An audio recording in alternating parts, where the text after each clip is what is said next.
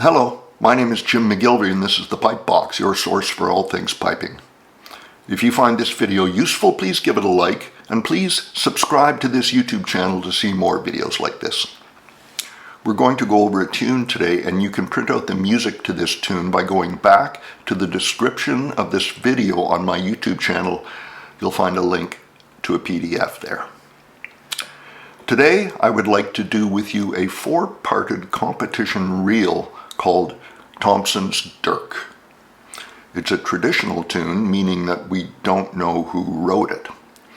A dirk is a long blade or dagger that is housed in a very ornamented sheath and carried around by pipe majors or regimental officers. Dirk is not a term you hear very often these days outside of the regiments or pipe bands. This tune was first published in Gunn's Caledonian Repository in 1848. As you can see here, it's in two parts only, namely our first and last parts. Feel free to stop the video here to see exactly how this setting differs from our own. David Glenn published it later in the 19th century, though the two parts were quite different from Gunn and quite different from today's version. It's very nearly a different tune. From Glenn we also learn that Thomson's first name was John, because in one of his other books he publishes the tune again and calls the tune John Thomson Wears a Dirk. But all of these early publications put the tune out in two parts, not four. As so often happens with our greatest tunes, we turn to the remarkable pipe major Willie Ross, who published the tune in four parts for the first time in his book 2 in 1932. This setting is exactly the one we will learn here today, and it contains what you might think are some unusual grace noting practices that we will talk about briefly later on. We're going to learn this tune in what is called an open style of playing. That means it's not too pointed and it's not too round. It is written with dots and cuts, and we will play it with dots and cuts, but they will not be extreme dots and cuts. The long notes will not be too long and the short notes will not be too short. There isn't a lot of difficult technique in this tune. It's really an intermediate level tune. There are two things you need to be able to play really well. One is the GDE pattern in real time, without Thomsons and with Thomsons. I have a video on playing GDEs in real time, and I would suggest you might want to have a look at that before you go over this tune with me. The other thing you need to be able to do well in this tune is a rising D grace note. And what I mean by that is the D grace note from low A to C and from low G to B, a rising D grace note. I also have a video out on that, and I would suggest you have a look at that before we do Thomson's Dirk. Okay, let's begin by hearing the whole tune played on a Dagger electronic chanter.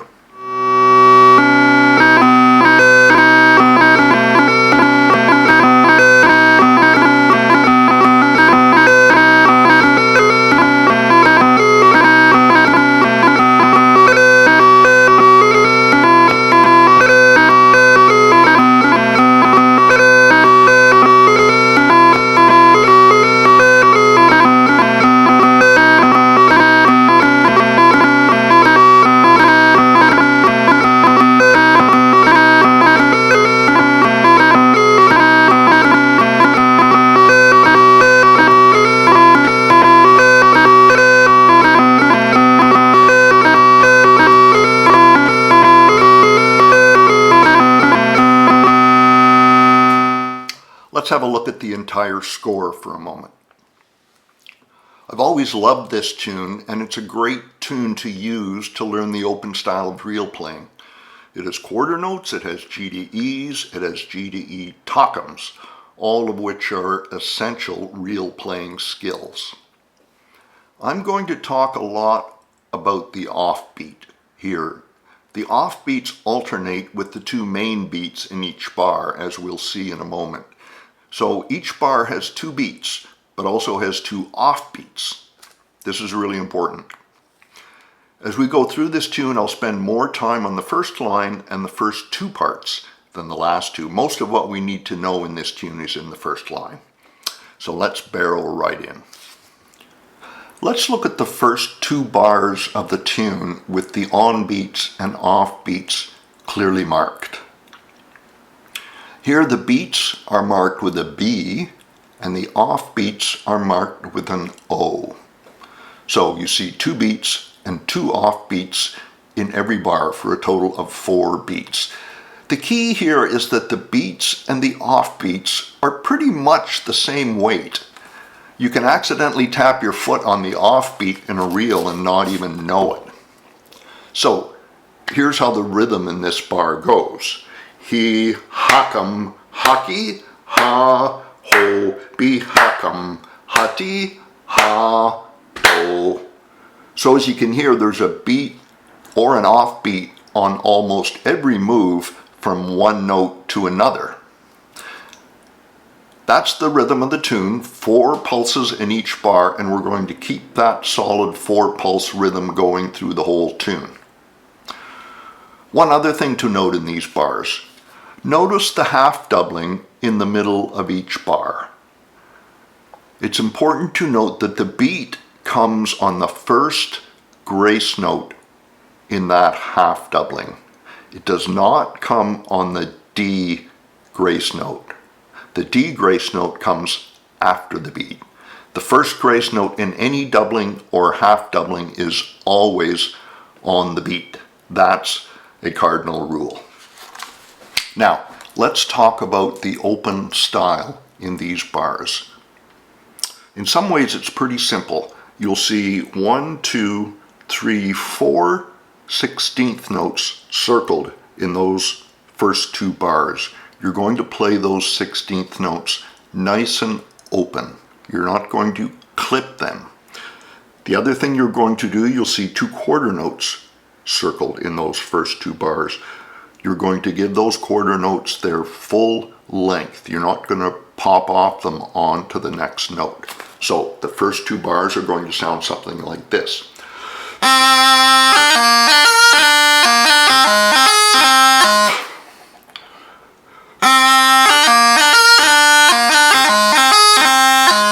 Okay, avoid this.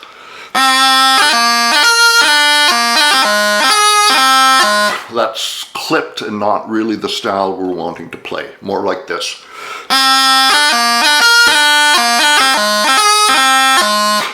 That's the open style. Let's move now to bar 4. And at the end of bar 4, we see a G, D, E in real time. I'm not going to spend a lot of time on this because I have a whole video devoted to it. But that bar is going to be played essentially like this.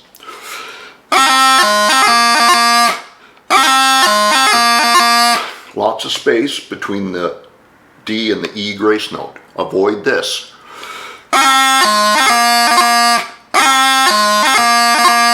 Avoid clipped and square. Nice and open.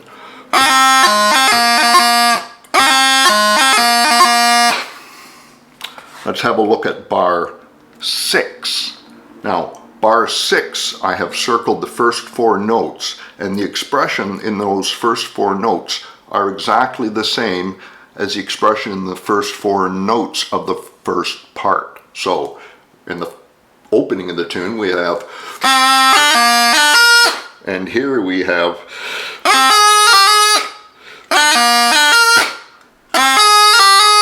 so make sure you enunciate the short notes in bar 6.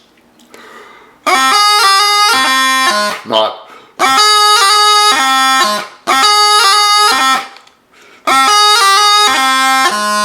ducky, hucky, da, bum. Don't cut the short notes too much. Okay, that's the first part. Let's listen to the whole thing played on a practice channel.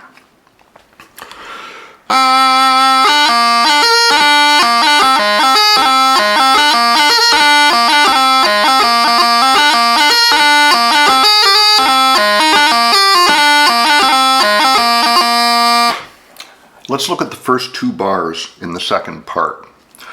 I've circled the two quarter notes. There's a quarter note that starts bar 1 and that starts bar 2. I want you to push those quarter notes out as long as you can. Then I have circled the 16th note immediately after the quarter note in bar 1 and bar 2. I want you to wait for this short note, and I want you to articulate it when you hit it. Don't clip it. So something like this.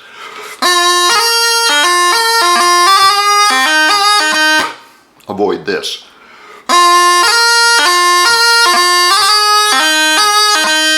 Open.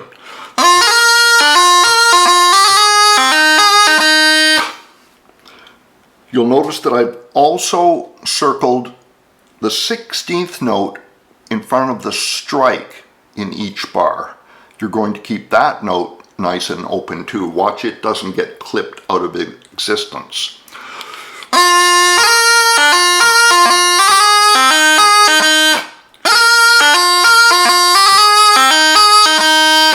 Don't clip those bars too much. That's the whole key here. Let's look now at bar 4 in part 2. We see two Thomsons in a row, and I want to make sure you play these two Thomsons in an open style with a nicely articulated short note.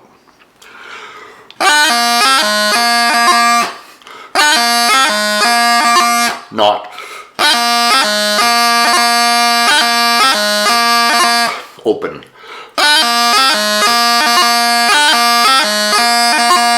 The first note in the GDE, the G grace note, is held, but then there's a nice space between the D grace note and the E grace note in the GDE. The Thomsons are nice and Thommy.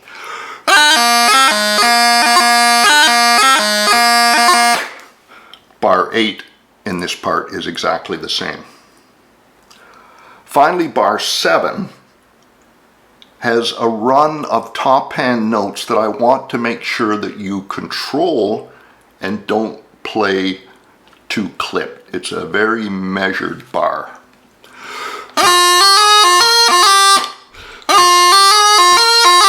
Avoid.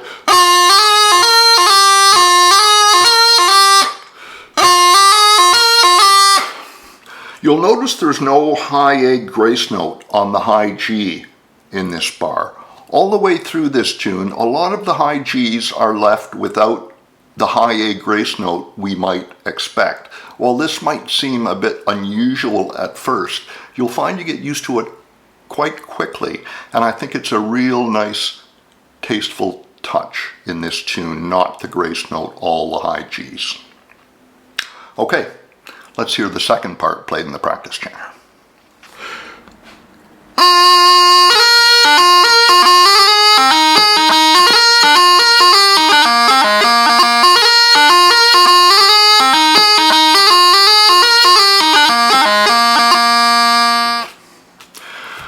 We've talked about most of the important elements in this tune so far, so just a few reminders in the third and fourth part to help reinforce what we've talked about. Bars 1 and 2 in the third part. Notice again that the two quarter notes are circled. They need to be held. The other two circled portions in these two bars are the Thomson GDEs. Some people dread Thomson GDEs. You need to be able to play them well in reels, as I've mentioned. They need to be open and not crushed. So, like this.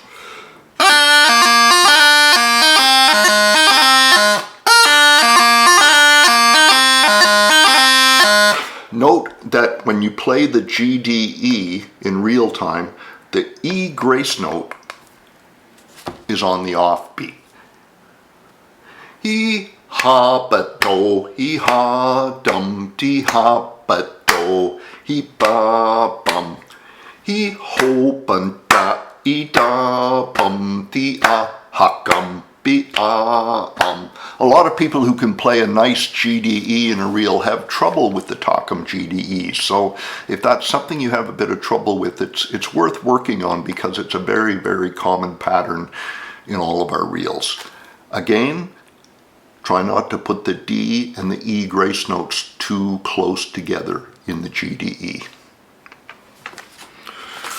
One other point in this part, and that is bar 3, which you can see begins with a 16th note, a short note, which I'm telling you to articulate as well as you can all the way through this tune. When you have a first note in a bar that's a short note, it's on the strong beat in the bar, and sometimes it's easy to clip it or play it a little bit ahead of the beat. Articulate this note really well.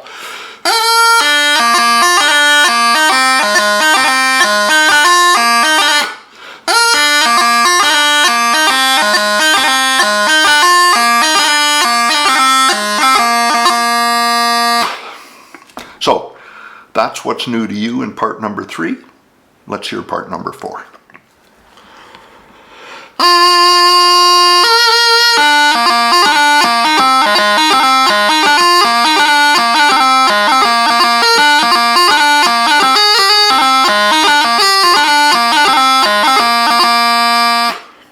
We only have to talk about 2 bars in the last part, and here's the first bar. You'll notice the high A's are circled. We're going to hold those. You'll also notice that the 2 short C's are circled. We're not going to crush those. Neither are we going to crush the short E, but most people tend to crush the C rather than the E. So again, nice open style. The short C is on the offbeat, like this. E umpy odi da. E umpy adi.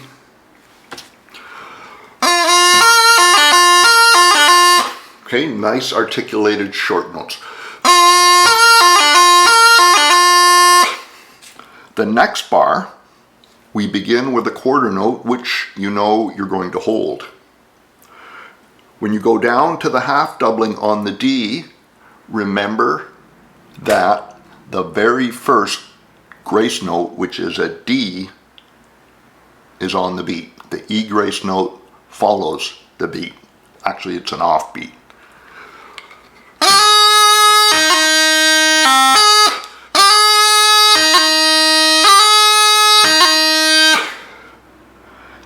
And near the end of this bar, you see the D before the strike circled again, a reminder to keep that note nice and open. So bar 2.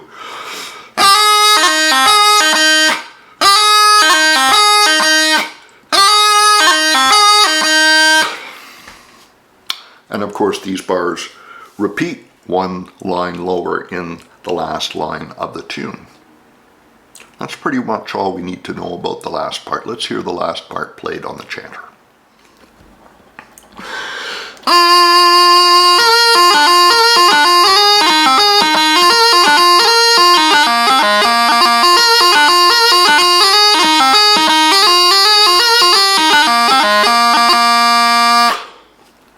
Let's talk about tempo for a moment. The recording you heard at the beginning of this video on the Dagger chanter was played at 84 beats per minute. That's optimum tempo for a competition reel. If you're new to reels or don't have many under your belt, don't start at 84 beats per minute. Take the tempo at which you can play the tune technically well, no matter what that tempo is. Take it slow and easy. Make sure you're playing well rather than fast. The tempo at which you do this is totally up to you and the stage you're at. As I've said in other videos, singing or playing to the metronome is really helpful in instilling a sense of rhythm into your musical mind. I find playing or singing reels to the metronome really improves my reel playing. So, for example, let's say you're playing Thomson's Dirk at 80 beats per minute. Multiply by 2, 160. That's double time. That's allowing you to hear the beats and the off beats in each bar.